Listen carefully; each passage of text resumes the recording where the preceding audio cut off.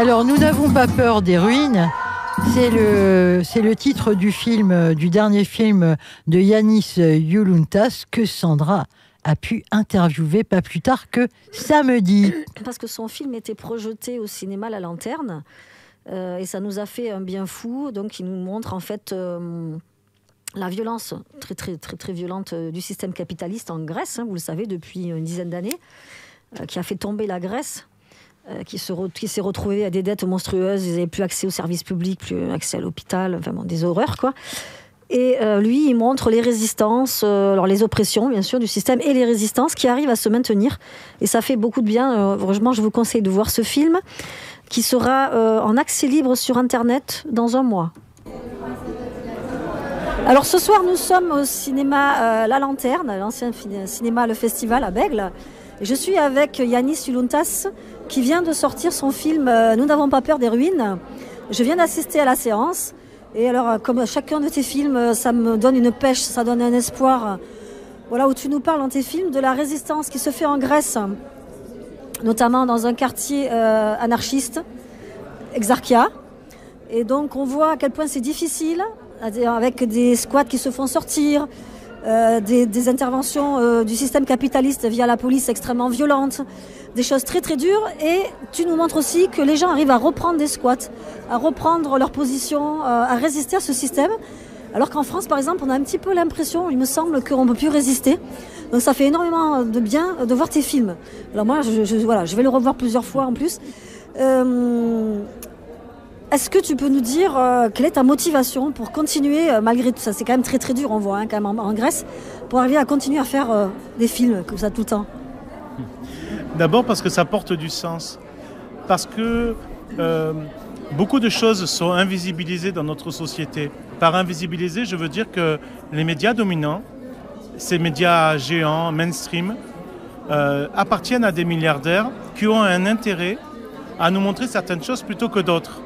À nous montrer des faits divers qui nous laissent croire que l'être humain est capable uniquement du pire et non pas de beaucoup d'autres choses assez formidables, qui nous montrent localement en région des clochers, des traditions culinaires, etc.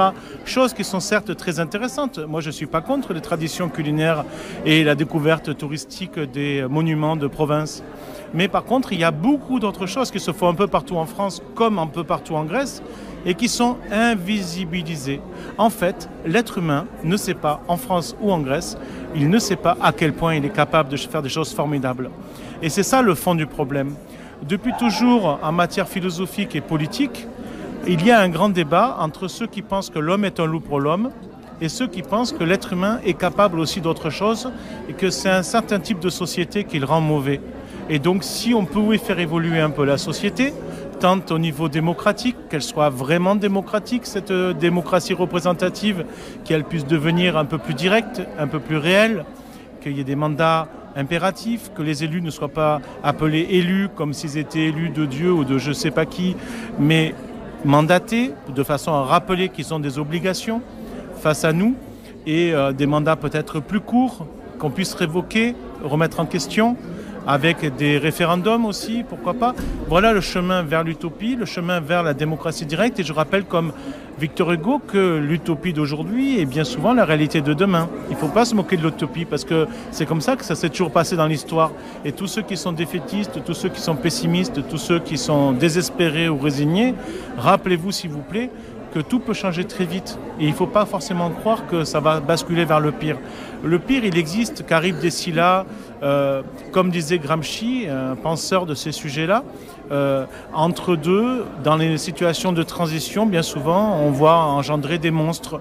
Et du coup, ça nous inquiète. Et cette peur nous pousse à l'immobilisme. Mais il ne faut pas avoir peur. Actuellement, nous sommes en crise, en France comme en Grèce, et de plus en plus en France également. Regardez l'état des hôpitaux, de la poste, la situation des gens les plus précaires, et même des classes moyennes qui sont déclassées de plus en plus souvent.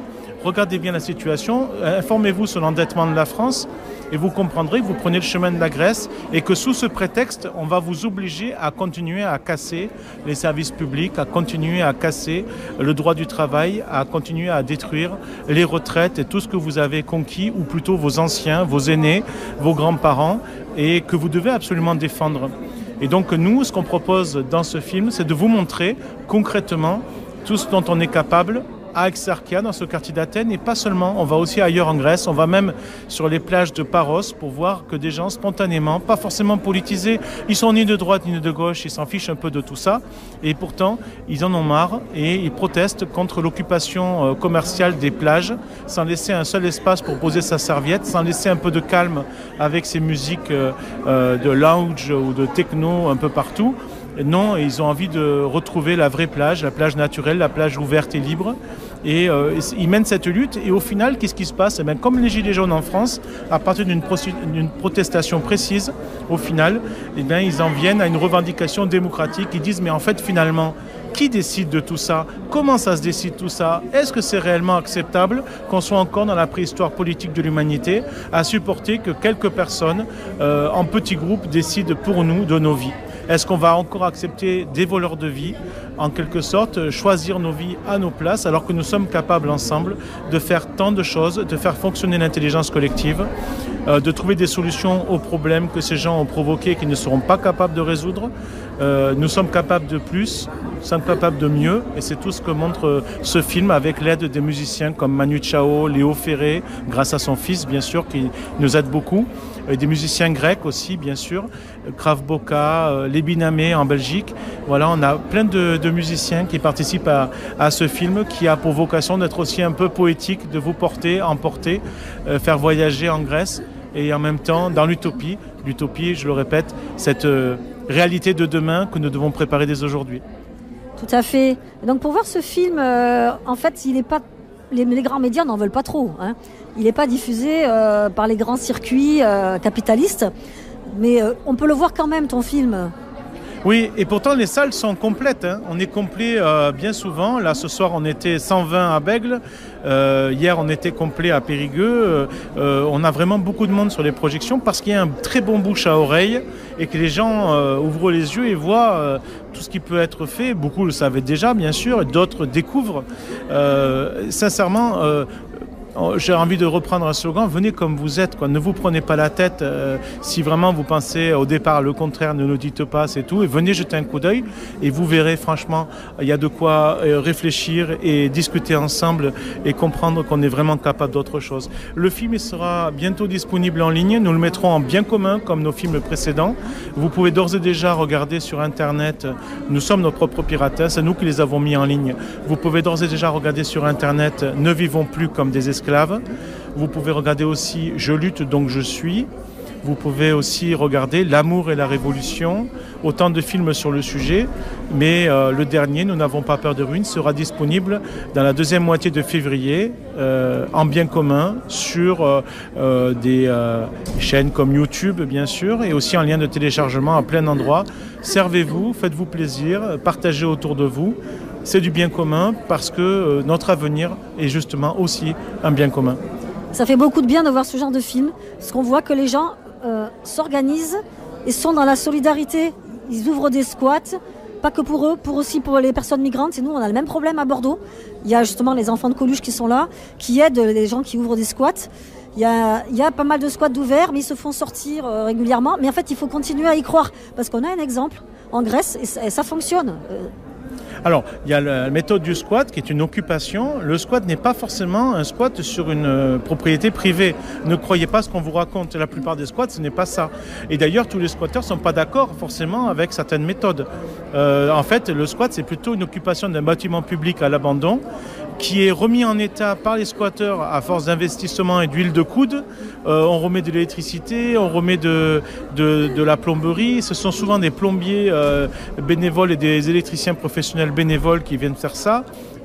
Et des gens qui viennent peindre, qui viennent faire plein de choses par solidarité, par envie de créer des lieux, parce que comme le dit le mot utopie, ça vient du grec topos qui veut dire le lieu et utopie, le lieu bon, le lieu nécessaire. Donc on a besoin de lieux pour expérimenter une autre façon de vivre ensemble, de façon plus horizontale, plus respectueuse et c'est pour ça que les occupations sont une façon d'expérimenter autre chose et on peut aussi louer des lieux dans des endroits pas trop chers si possible, de façon à créer des centres sociaux autogérés Pour cela, par contre, il faut un peu de soutien, il faut venir donner un coup de main, il faut venir faire fonctionner une buvette, faire des projections de films, et faire des concerts aussi, pour arriver à faire fonctionner économiquement cette économie sociale et solidaire. Et puis, il y a aussi autre chose, c'est tout simplement essayer de lutter au niveau de l'imaginaire social pour ne pas nous laisser écraser par une vision sombre et pessimiste de l'existence. L'avenir n'est pas déjà écrit. Oui, au niveau écologique, c'est dramatique. Oui, au niveau de guerre, c'est dramatique aussi. Oui, au niveau de la société, il y a énormément de misère, mais tout ça, nous n'y sommes pas condamnés. Nous pouvons baisser les bras, mais nous pouvons aussi vivre debout. Et je peux vous dire une chose, c'est que pour tous ceux qui le font déjà, c'est quand même une très grande joie, même s'il y a des moments bien sûr plus tristes. Mais vivre debout, lutter, c'est pas seulement faire le pari de Brecht, se dire que si on ne lutte pas, on a déjà perdu d'avance, alors que si on lutte, on a une chance de gagner. Ce n'est même pas seulement ça. Ce pari de Brecht qui rappelle un peu le pari de Pascal mais d'une autre façon, c'est aussi tout simplement l'idée que vivre debout avec cette famille choisie qui est celle des gens qui désirent changer les choses dans le bon sens, dans le sens de la liberté, de l'égalité, de la fraternité, mais pour de vrai, on ne fait pas semblant là, c'est-à-dire que ce n'est pas des monuments publics sur lesquels c'est écrit comme sur des frontispices de façon à être oublié à l'intérieur, non. Il s'agit vraiment de liberté authentique, d'égalité réelle et de fraternité universelle, comme on dit d'adelphité. Adelphité, c'est le mot grec qui dit fraternité de façon neutre pour inclure tout le monde. Liberté, égalité, fraternité ou adelphité. Oui, c'est notre devise aussi dans le mouvement social. On désire vraiment changer les choses et on en est capable. Du coup, il faut faire le pari de l'humain, le pari de nous-mêmes, le pari de la vie, cette vie qu'on défend pour la prendre en main enfin, sortir de la préhistoire politique de l'humanité et donner à l'humain partout où il se trouve au moins les 3 choses essentielles, les 3 piliers dont il a besoin pour vivre, l'alimentation, le logement et la santé. Et ensuite, bien sûr, à chacun de voir midi à sa porte et d'ajouter tout ce qu'il désire à sa façon. On n'empêchera jamais personne d'essayer de créer toutes sortes de choses qui peuvent lui faire plaisir par ailleurs. Mais quand même, il y a des biens fondamentaux, des biens communs. Souvenez-vous, il y a quelques années, il y avait la couverture maladie universelle qui était créée avec une idée de santé, principe fondamental des droits humains. Et c'est pareil pour le droit au logement, qui est normalement un principe constitutionnel. Depuis la Deuxième Guerre mondiale, on a un droit au logement en France qui n'est pas respecté. Et c'est une promesse électorale qui est faite par chaque candidat tous les 5 ans depuis plus de 20 ans. Donc tout cela est tout à fait logique. Et comme le disait Coluche et tant d'autres, l'alimentation, c'est un besoin fondamental. Si on mange, on ne peut pas vivre. Donc du coup, sur ces 3 sujets, il faut absolument qu'on s'organise. Actuellement, la Confédération paysanne et d'autres organisations proposent de mettre en place une sécurité sociale de l'alimentation. Intéressez-vous à ça sur Internet. Jetez un coup d'œil. Sécurité sociale de l'alimentation. C'est un projet formidable qui est en train de naître. Nous sommes capables de mettre en place ce projet sur ces 3 piliers de façon à faire sortir notre population de la résignation, de l'angoisse du lendemain. Il faut qu'on s'occupe ensuite d'autres choses, qu'on produise des choses utiles et qu'on arrête de se stresser, de s'angoisser par rapport à la question de se nourrir, de se loger et de se soigner. Ensuite, on pourra beaucoup mieux vivre ensemble et arrêter d'être jaloux les uns des autres, d'être haineux, de ne pas accepter nos différences. Avec cette base fondamentale en matière d'égalité réelle sur les besoins les plus essentiels de l'humanité.